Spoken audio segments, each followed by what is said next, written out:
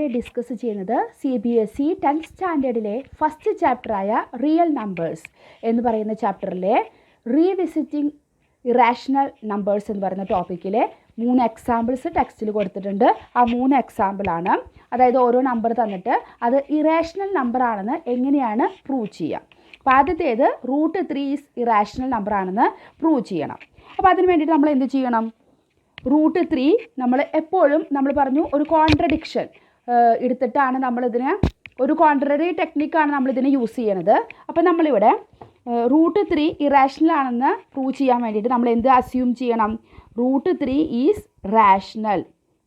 √3 ഒരു rational number ആണെന്ന് നമ്മൾ അസ്യൂം ചെയ്യുകയാണ് ചെയ്യണത്. അങ്ങനെയാണെങ്കിൽ ഒരു റാഷണൽ നമ്പർ നമുക്ക് എങ്ങനെ എഴുതാൻ പറ്റും? A/B എന്നുള്ളൊരു ഫോമിൽ എഴുതാൻ പറ്റൂ അല്ലേ? എയും ബിയും ഇൻറ്റിജേഴ്സാണ്, കോപ്രൈം നമ്പേഴ്സാണ്.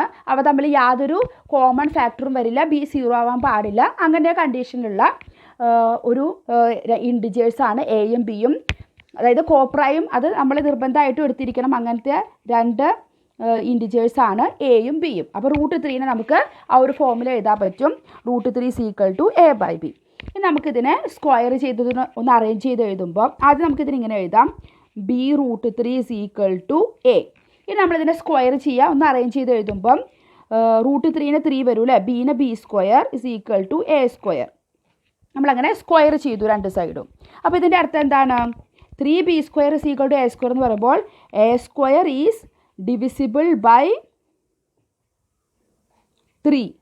നമ്മുടെ ഇതിന് തൊട്ട് മുന്നേ ഉള്ളൊരു തിയറി നമ്മൾ പഠിച്ചിട്ടുണ്ടായിരുന്നു അല്ലേ? P divides A² then P divides A. അപ്പോൾ ഇത് നമുക്ക് 3B² = A² എന്ന് പറയുമ്പോൾ നമുക്ക് പറയാൻ പറ്റും A² ഈസ് ഡിവിസിബിൾ ബൈ 3. അങ്ങനെയാണെങ്കിൽ ആ തിയറം 1.3 അനുസരിച്ച് നമുക്ക് എന്തെന്ന് പറയാം?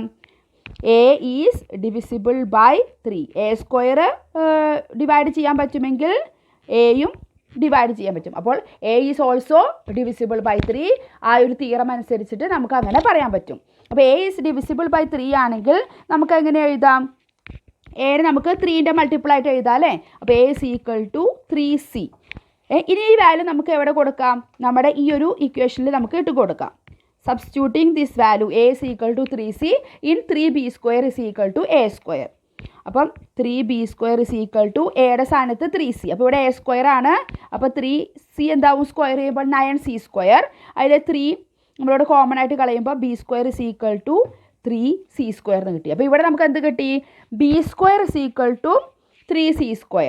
എന്താണ് ഇതിൻ്റെ അർത്ഥം? B² = 3C² എന്ന് പറയുമ്പോൾ B² ഈസ് ഡിവിസിബിൾ ബൈ 3 അല്ലേ? B² is divisible by 3. അങ്ങനെയാണെങ്കിൽ നമ്മൾ നേരത്തെ ഉപയോഗിച്ച ആ തിയറം അനുസരിച്ച് B is also divisible by 3 ആയിരിക്കും. കണ്ടോ? B² ഡിവിസിബിൾ ബൈ 3 ആണെങ്കിൽ ബിയും ഡിവിസിബിൾ ബൈ 3 ആയിരിക്കണം. ഈ 3 ഡിവൈഡ്സ് B. അങ്ങനെയാണെങ്കിൽ ഇവിടെ നോക്കിയേ, A ഈസ് ഡിവിസിബിൾ ബൈ 3. ഇപ്പോൾ നമുക്ക് ചെയ്തപ്പോൾ എന്ത് കിട്ടി? B is divisible by 3. ഇതിൻ്റെ അർത്ഥം എന്താണ്? നമ്മൾ എടുത്തിരിക്കുന്ന എയും ബിയും എങ്ങനെയായിരുന്നു? കോപ്രൈം നമ്പേഴ്സ് ആയിരുന്നു. എയിലും ബിയിലും 1ഉം ആ നമ്പർ അല്ലാതെ വേറെ 1 മാത്രമല്ലാതെ വേറെ കോമൺ ഫാക്ടേഴ്സേ ഇല്ല എന്നുള്ള രീതിയിൽ നമ്മൾ എടുത്തത്. അപ്പോൾ ഇവിടെ എന്താണ്? 3 എന്ന് പറയുന്നത് അവരുടെ ഒരു കോമൺ ഫാക്ടറായിട്ട് നമുക്ക് ഇവിടെ കിട്ടിയില്ലേ? എയ്ക്കും ബിക്കും 3 ഒരു കോമൺ ഫാക്ടറായിട്ട് കിട്ടി. അപ്പോൾ അങ്ങനെ കിട്ടിയതിൻ്റെ കാരണം നമ്മൾ അസ്യൂം ചെയ്തത് എന്തോ തെറ്റിപ്പോയി. നമ്മൾ അസ്യൂം ചെയ്തത് എന്തായിരുന്നു? √3 ഈസ് റാഷണൽ. അപ്പോൾ അത് കോൺട്രഡിക്റ്റ് അവർ അസംപ്ഷൻ. അപ്പോൾ √3 എന്താണ്? റാഷണൽ നമ്മൾ എടുത്തത് തെറ്റാണ്, നമ്മുടെ അസംപ്ഷൻ തെറ്റാണ്. അതുകൊണ്ട് എന്താണ്? √3 ഈസ് ഇറാഷണൽ. അപ്പോൾ ഇങ്ങനെയാണ് നമ്മൾ ഇറാഷണൽ നമ്പേഴ്സ് പ്രൂവ് ചെയ്യുക. ഈ √2 √3 വരുമ്പോൾ നമ്മൾ ഇങ്ങനെ ചെയ്യാം. ഇനി അടുത്ത നമ്പർ നോക്കാം. Prove that 5 - √3 is irrational. 5 - √3 irrational ആണെന്ന് നമ്മൾ എങ്ങനെയാണ് പ്രൂവ് ചെയ്യുക? അപ്പോൾ ആദ്യം നമുക്ക് ഇതേപോലെ നേരത്തെ ചെയ്ത പോലെ തന്നെ ഒരു എയും ബിയും ഇൻറ്റിജേഴ്സായിട്ട് കോപ്രൈം നമ്പേഴ്സ് നമ്മൾ എടുക്കുകയാണ്. ഈ 5 - √3 = A/B. നമ്മൾ നേരത്തെ ഉപയോഗിച്ച ആ ഒരു എയും ബിയും തന്നെയാണ് കേട്ടോ. ഇനി നമുക്ക് എന്ത് ചെയ്യണം? ഇതിനെ റീഅറേഞ്ച് ചെയ്യുമ്പോൾ 5 - A/B നമുക്ക് ലെഫ്റ്റ് സൈഡിലേക്ക് കൊണ്ടുപോകാം. √3 -√3 അങ്ങോട്ട് പോകുമ്പോൾ പോസിറ്റീവ് ആവും അല്ലേ? അപ്പോൾ 5 - A/B = √3. ഇതിന് വേണമെങ്കിൽ നമുക്ക് 5B - A/B എന്ന് എഴുതാം. It is equal to √3. അങ്ങനെ എഴുതിയില്ലെങ്കിൽ കുഴപ്പമില്ല. അപ്പോൾ ഇവിടെ നോക്കിയേ, എയും ബിയും ഒക്കെ നമ്മുടെ ഇൻറ്റിജേഴ്സ് ആയിരുന്നു അല്ലേ? അപ്പം 5 - A/B എന്തായിട്ട് വരിക? ഒരു റാഷണൽ നമ്പറാണ്.